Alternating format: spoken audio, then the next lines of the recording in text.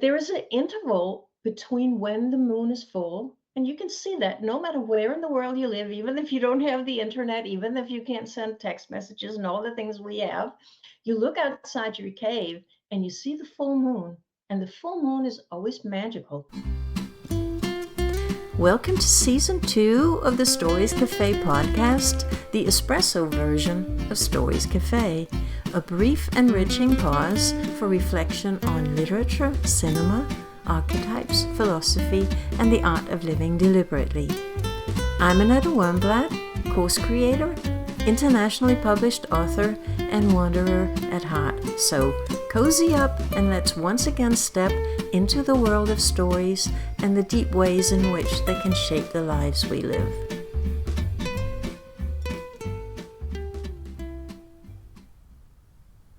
So what do I mean when I say it's some of the most ancient and archetypal symbols that we have, that the structure of the year, if you just start noticing how much or how little energy you have during the year, it will have a lot to do with the light and the darkness.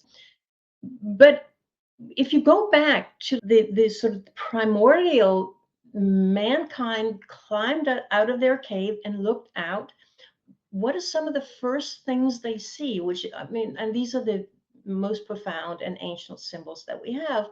During the day, they see the sun, and at night, they see the moon, and they start noticing that the sun is more or less the same all the time. It may be hidden behind clouds, but the sun is the same, but the moon is not always the same. The moon changes. And if you start then noticing how the moon behaves, you will notice that there is an interval between when the moon is full, and you can see that no matter where in the world you live, even if you don't have the internet, even if you can't send text messages and all the things we have, you look outside your cave and you see the full moon, and the full moon is always magical. And then you start noticing, how long is the interval between the moon is full until the next time, and how are the seasons behaving, depending on that. So from you have spring, not only the equal length of the day, but how was the weather approximately last year when the moon was full? How many times is the moon full in the course of what we now call a year before it starts being spring? So you notice what is the moon like at different times of the year, and then you notice that you have that full moon 12 times a year. So 12 is one of the most magical symbols that we have. The number 12, it has the same symbolic numerical value as the circle. Does that make sense? Because if it is an archetypal symbol, a lot of other symbols, we have to learn what they mean, but the archetypal symbols, they make sense on the deepest cellular level of our DNA and our entire encoding of our system as human beings. Does it make sense that the year has 12 months? It absolutely does. What then with the number 4 is that 4 times of the year, the light shifts. And on each section, if you look out at the full moon, you have the full moon when the day is equal length, and then you have the full moon when the darkness reigns supreme. That happens 4 times of the year of those 12.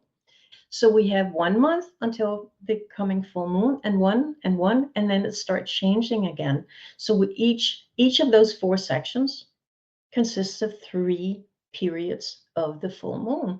So those numbers are among the most, profound symbols that we have. And if you start noticing in books and in movies and in popular songs and in paintings, that those numbers are very, very important. And the reason for that is it's not something man-made.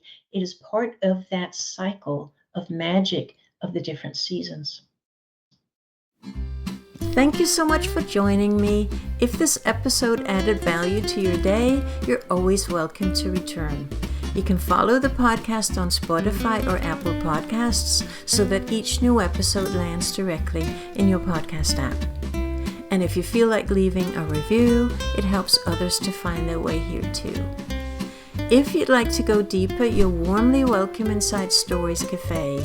Just go to stories-cafe.com, where you'll find further reflections, conversations, and a growing library of ideas. I'm looking forward to welcoming you back next time.